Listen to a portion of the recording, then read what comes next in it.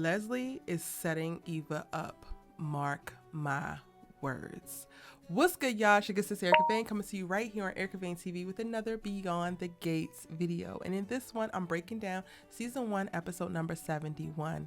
If you're new here, hit that subscribe button and turn your bell notifications so you don't miss out on any of my Beyond the Gates content and conversations. And Chad, we're gonna need to get into this. Tell me what you think at any point in the video in the comment section down below, because I must know. But this was a lot, and it was subtly a lot, y'all.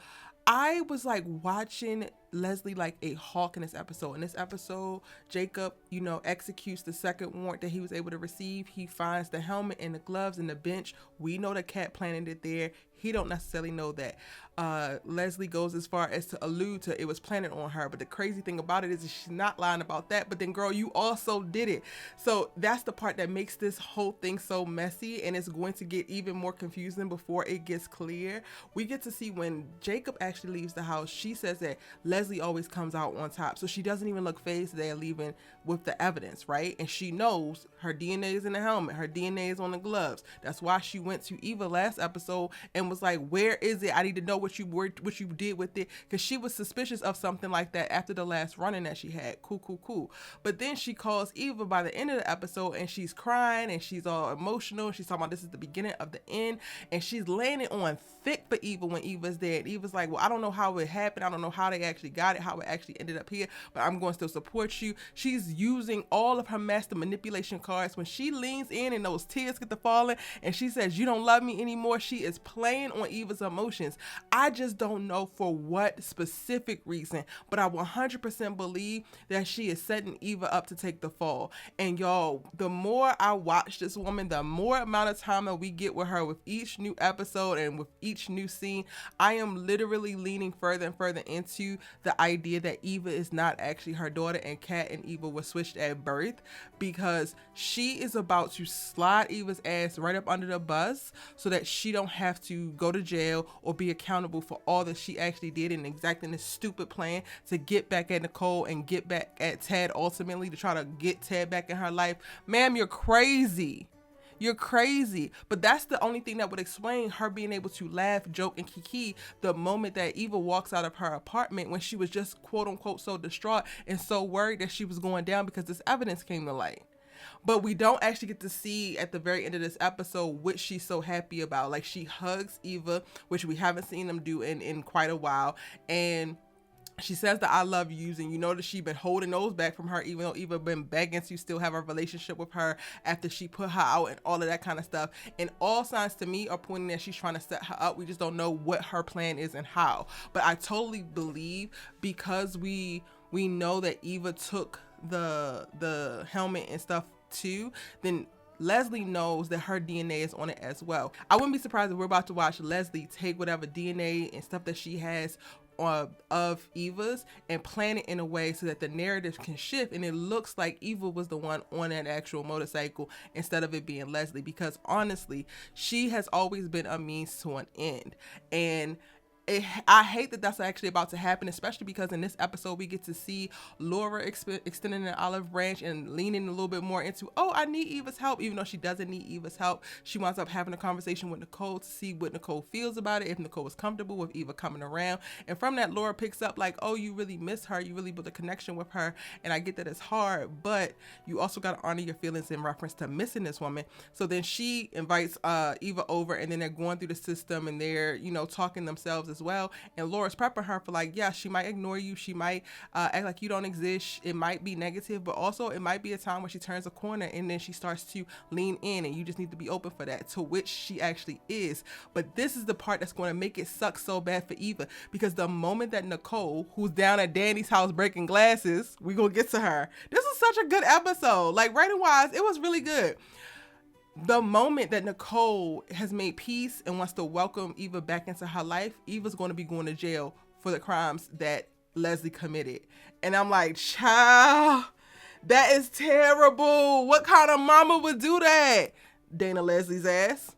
She would do it immediately. She was way too gleeful at various points. She's not worried enough about this evidence coming to light. And I think that Eva has always been her plan B or her scapegoat. And that's why she concocted it with her. She could have very well got a job at the Dupree house herself, maybe not as an assistant, but as an employee. We saw her work at the country club. There were ways for her to get close to Ted and get close to Nicole and get within the gates in the inner circle and blow up his life without including the daughter. I think that she has always included Eva from the beginning, because Eva was always the one that was supposed to wind up taking the fall or be her ultimate out whenever she really hits the fan. And that to me became so crystal clear in this episode. But again, let me know what y'all thought in the comment section down below.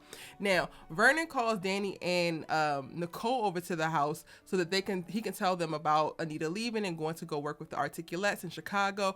And this spurs for Nicole to kind of like have a break, because she really wants her mom's opinion and her mom's thoughts. And I think that this is right after she has the conversation with Laura, and she's wrestling with her feelings of like really still wanting to have Eva in her life, but then still being very mad about it. And then ultimately, anytime she thinks about runs into Eva or thinks about it, then it takes her back to her husband. Her husband's not there, and I can only imagine the stress and the frustration that she's experiencing on a day-to-day, because not only has this secret from 20 years ago changed what she thought about those years, right, and that particular time in her life, but now it's changing the day-to-day. They had a routine, they had a pattern, they had a habit. There were certain things that were very big tent poles or pillars for what her healthy, happy life looked like, and she can't lean on those anymore, regardless of her being the same exact woman that she was the day before she knew all of this and before her life blew up as she knew it.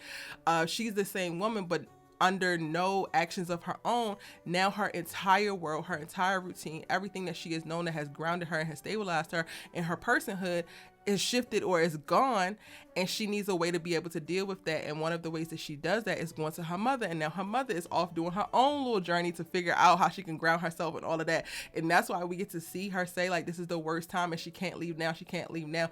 And I love that Dani was able to step in and provide at least this little moment of relief, right? Like, this is not going to stop Nicole from wanting her mom to be there to help her through this very emotionally turbulent time. Cool.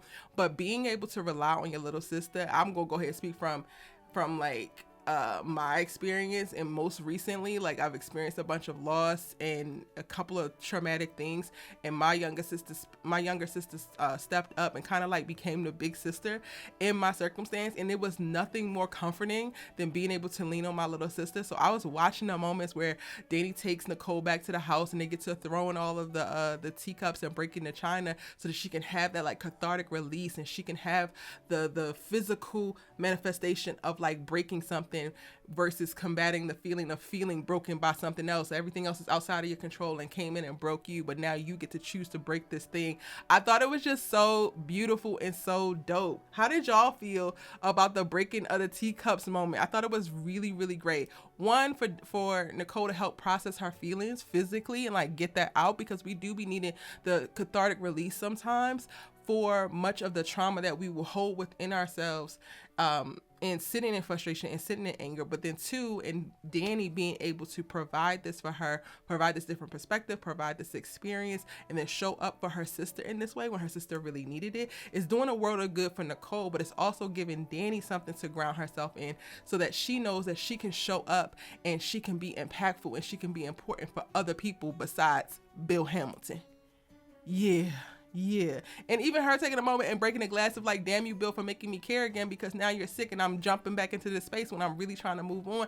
Yes, girl, process it. Let's talk about it so we can go ahead and get through it, because your man is waiting. Unfortunately, that little white woman is probably waiting too, but your man is waiting, and I need you to get quicker with the upkeep so we can have some Dani and Andre moments in real life out in the wild looking fly.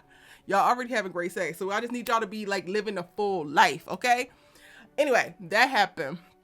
Cool. But then other than that, we just spend more time with Bill in the hospital. He is not okay, y'all. He cannot ball up a piece of paper the same way on his left or his right, the same way that he can do on his left, and then he still want to play like, oh, it's fine. He getting frustrated, and I get all of that comes with the male ego and all of that, but like, you're literally in the place that's supposed to make you better with the people who are here to make you better. You lying and fronting is not going to make you better any faster. It's not going to help your right hand strength.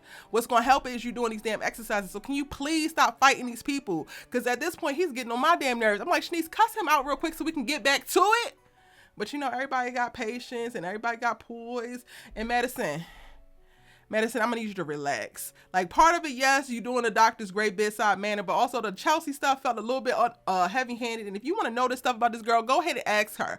Both of y'all being stuck on stupid for each other and being dumb diddy for each other with everybody else is gonna piss me off. Can y'all just get together and talk? Which we get to see them do towards the end of the episode, but like, it just was feeling weird and a little bit cringy for me with her like sussing out more about Chelsea or how her dad views Chelsea in this particular space. Cause like, girl, you can't take this intel that you get and use it later on. When you now present yourself as her girlfriend, that is going to be honestly a new reintroduction. Like, yes, you was this man's doctor, but you don't get to hold over his head however he responded in this moment versus when she actually presents you as the girlfriend. And it kind of felt like she was like grabbing info for that, or like fact finding, so that she could figure that out. And I know that like Chelsea is suffering with the idea that he might not be accepting, or depending on his mood, he will or he won't. But that's something for y'all to deal with in another day. Get this man better and get his ass out the hospital, and then y'all can have this conversation.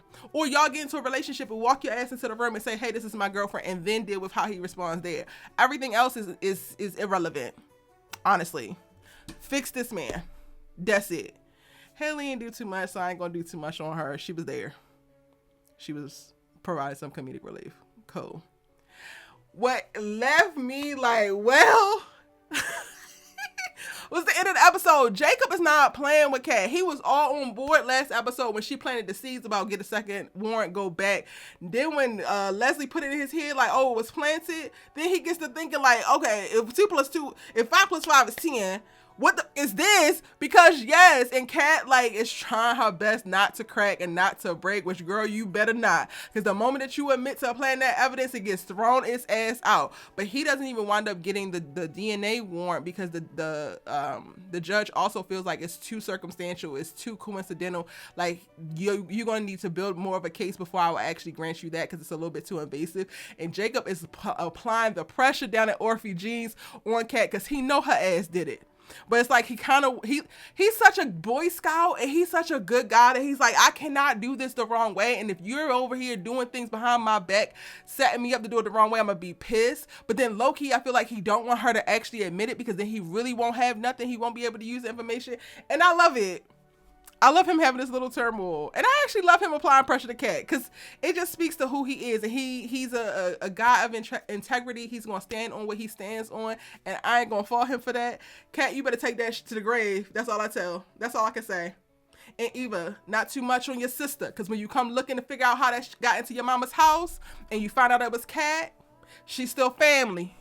So not too much on your sister. Y'all, let me know what you thought about the episode in the comment section down below. It's your good sis, you let her talk TV with, and I will see you in my next Beyond the Gates video. Oh, Bill, damn you for having a stroke and making me care about you when I was this close to forgetting all about you. There are consequences for one's actions. Leslie, I'm gonna need you to sit out and chill out, or I'm gonna have you step out while I don't have proof that it wasn't put there by illegal means. I ran with it. My visual analyst is running it through the app now to see if we can get a match